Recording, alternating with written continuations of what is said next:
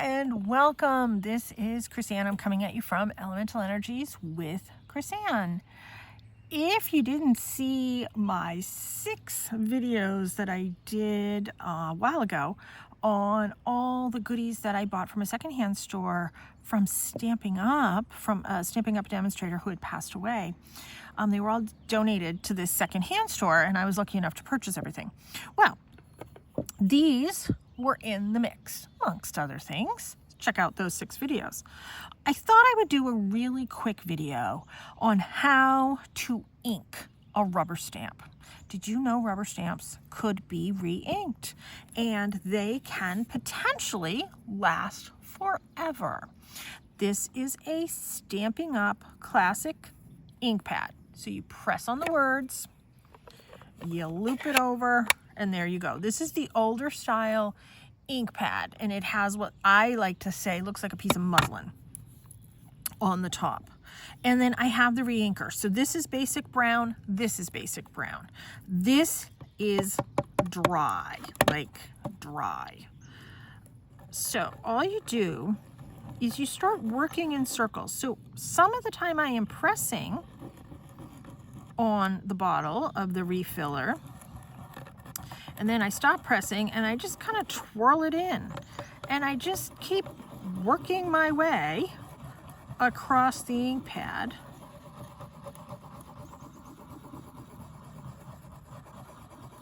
Adding ink. This ink pad is mega dry. So this one, it's going to take a lot. And then I'm just gonna kind of look for spots that I may have missed. Add more to that.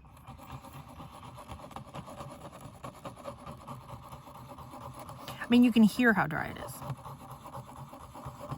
And this ink pad is probably 20 years old.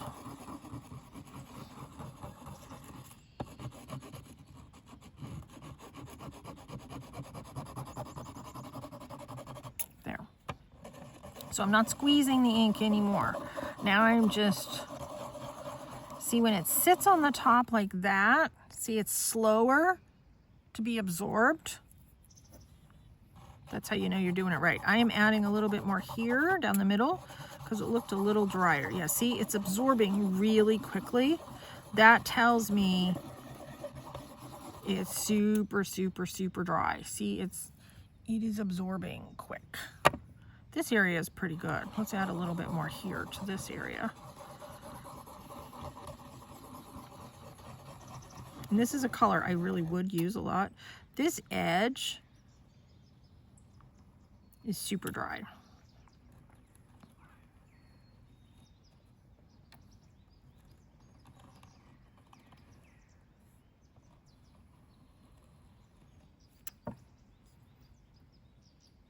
I don't know, maybe at least 1/3 of the bottle I've gone through. I'm not pushing on the ink to come out. I'm just working on the edge because I don't want a really hard edge. This is kind of a hard edge. Just gonna add a little bit more here. See how it absorbs super quick. Let's just go through and add a little bit more.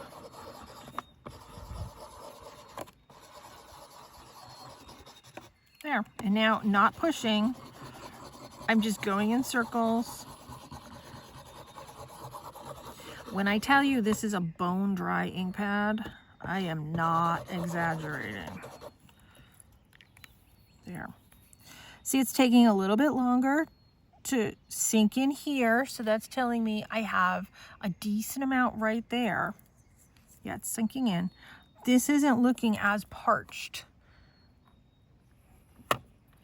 as it was before. There's a little sort of, nope, that's pretty good there. You can see differences in the color on the ink pad.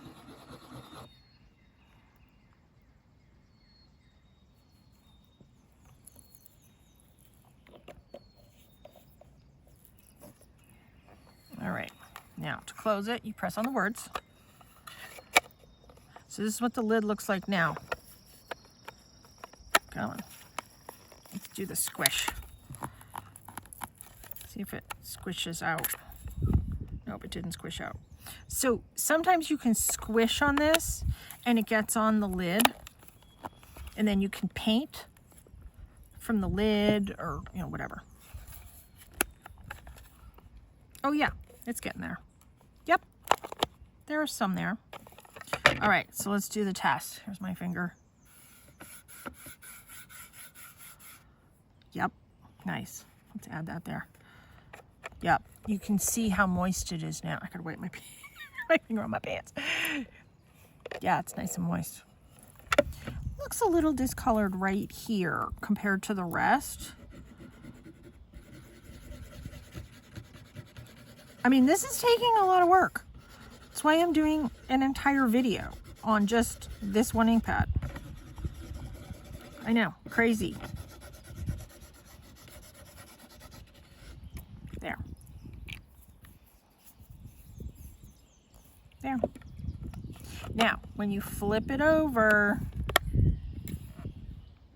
the top of the ink pad was standing up. Now it's laying down. I think I want it to soak in, so I'm going to store it like that. Normally you store them like that, they're perfectly fine, but I want gravity to work. I don't want gravity against me, so I'm going to keep it like that. Overnight, little mosquito coming in to see. So that's my video. That's how I re-ink.